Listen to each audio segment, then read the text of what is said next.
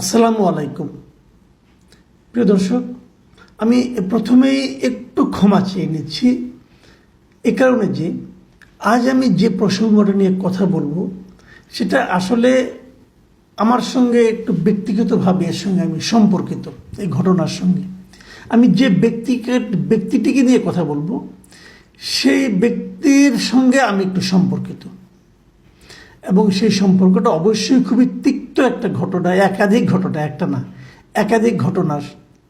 কিন্তু লোকটা আবার পরিচিত, আপনারা তাকে চেনেন। আমার ধারণা ম্যাক্সিমাম লোক যারা আমার দর্শক আছেন, ম্যাক্সিমাম লোক তাকে নেতিবাচকভাবেই চেনেন। তো এরকম একটা নেতিবাচকভাবে যাকে চেনেন তাকে নিয়ে আমার কথা বলার প্রয়োজনটা কেন দাঁড়ালো সেটা আমি আলোচনার শেষ দিকে গিয়ে আপনাদেরকে ব্যাখ্যা করব। ভদ্রলোকের নাম হলো শামসুদ্দিন আহমেদ চৌধুরী মানিক। উনি একজন বিচারপতি, অ্যাপিলেট ডিভিশনের বিচারপতি ছিলেন। মানে সর্বোচ্চ বিচার, আমাদের বিচার বিভাগের সর্বোচ্চ যে স্তরটা, উনি সেই স্তরের বিচারক ছিলেন।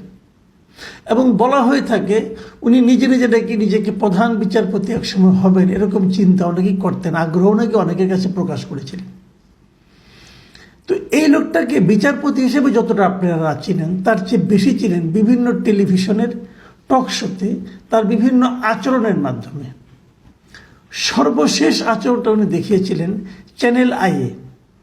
চ্যানেল আইয়ে উনি একটা টক শোতে গিয়েছিলেন, সেখানে ওনার অন্যদিকে ছিল গোলাম মোল্লা রনি, এবং উনি মাঝখানে উপস্থাপিকা হিসেবে ছিলেন এক ভদ্রমহিলা, দীপ্তি চৌধুরী নামে এক ভদ্রমহিলা। এবং ওইখানে উনি ওই উপস্থাপিকার সঙ্গেই নানা রকম অশোভন আচরণ করেছেন। এবং কেবল তাই না, তার নাম ঠিকমতো উচ্চারণ করতে পারে নাই, এর মাধ্যমে উনি উপস্থাপিকার পক্ষপাত দুষ্ট আচরণের কথা বলেছেন। এবং আমরা পরে দেখেছি আরও কিছু ফুটেজ পাওয়া গেছে পরে, যেখানে কি অনুষ্ঠান শেষ হওয়ার পর তিনি উপস্থাপিকাকে রাজাকারের বাচ্চা বলেও অভিহিত করেছেন। এটা নিয়ে উপস্থাপিকা ইমোশনাল হয়ে গেছেন। উনি বলেছেন যে আপনি একজন মুক্তিযোদ্ধা পরিবারের মেয়েকে রাজাকার বলতে পারেন, রাজাকারের বাচ্চা বলতে পারেন না। এবং ওই অনুষ্ঠানে আপনারা দেখেছেন উনি বারবার বলছেন যে উনি এই অনুষ্ঠানে আসতে যে ওনার কি কষ্ট হয়েছে। এটা কিন্তু সেই ঘটনাটা কিন্তু ছিল যখন নাকি ছাত্রদের এই আন্দোলন চলছিল সেই সময়ের ঘটনা।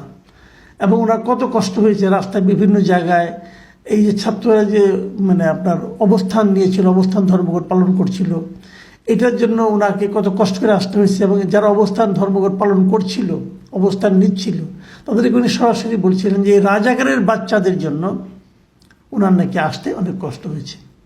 এটা হলো একজন মানে সাবেক বিচারপতির ভঙ্গিমা, যাকে তাকে যখন তখন এই ধরনের গালাগালি করা ওনার একটা অভ্যাসের ব্যাপার। তো যাই হোক, এটা নিয়ে অনেক ছি রব উঠেছে, অনেক কিছু হয়েছে, সেটা নিয়ে আর কি বলবো, নতুন করে বলার কিছু নেই। কিন্তু আমার সঙ্গে ওনার কিছু ঘটনা কিন্তু ছিল। এর মধ্যে একটা আপনারা জানেন, অনেকে জানেন, আরেকটা অনেকে জানেন না। আমি সেই দুটো ঘটনা একটু বলতে চাই। আমার ব্যক্তিগত হয়ে যাচ্ছে, তবু বলার লোভ সামলাতে পারছি না। প্রথমটা ঘটেছিল 2022 সালের 16ই মে। 2022 সালের 16ই মে আমি এটিএন নিউজে একটা অনুষ্ঠানে গিয়েছিলাম, সেখানে উনি আমার সহ আলোচক ছিলেন। সেই ঘটনাটা ছিল যে ওনারা এই ঘাতক জেলা নির্মূল কমিটির পক্ষ হয়ে এই শামসুদ্দিন আহমেদ চৌধুরী মানিক, এই ভদ্রলোক এবং ওনার সঙ্গে আরও দু একজন ছিলেন, সবাই মিলে একটা শ্বেতপত্র বের করেছিলেন, দেশের ধর্ম ব্যবসায়ীদের তালিকা সহ একটা শ্বেতপত্র, প্রায় 2200 পৃষ্ঠার শ্বেতপত্র। এটা তারা দুদকে জমা দিয়েছিলেন, সেটা নিয়ে ছিল আলোচনা।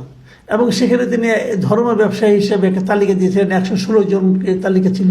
সেখানে 116 জন বিভিন্ন মসজিদের ইমাম অথবা মসজিদের মানে আপনার ধর্মগুরু যারা আছেন, অথবা মাদ্রাসার প্রিন্সিপাল অথবা মাদ্রাসার শিক্ষক যারা আছেন, তাদেরকে সরাসরি 116 জনের তালিকা দিয়েছিলেন। এবং এরা নাকি ধর্ম ব্যবসায়ী, এরা নাকি ধর্মের নামে বিদেশ থেকে টাকা পয়সা আনে, এটসেট্রা এটসেট্রা।